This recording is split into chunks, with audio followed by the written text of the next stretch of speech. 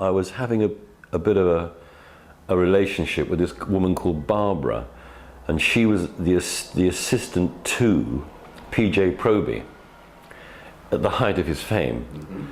And he was doing a show at the California Ballroom in Dunstable, right at the bottom of Dunstable Downs. And this ballroom had balconies both sides of the room, which overlapped the stage that he was appearing on. And I was side of the stage with Barbara, and there was a girl.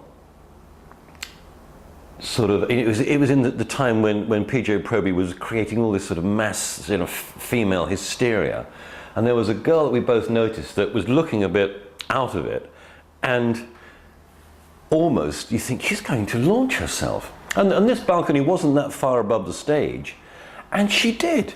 She launched herself. She jumped onto what she thought was going to be the stage.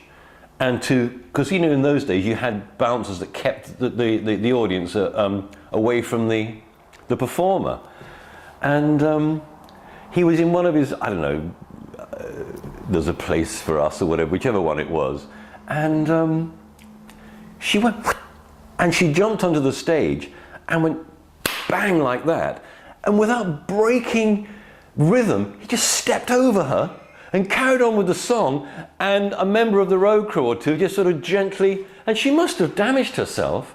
Nowadays, that just wouldn't happen.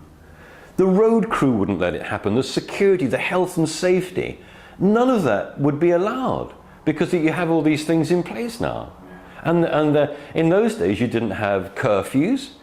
The act went on until the owner of the ballroom, or whatever it was, pulled the plug. Or, for as short a time as you can get away with. We're having lunch. It's me and Simon and a guy from Holland. And Marianne's in there, and she walks past our table, and I stop her and I say, "Marianne, it's Rod Duncombe."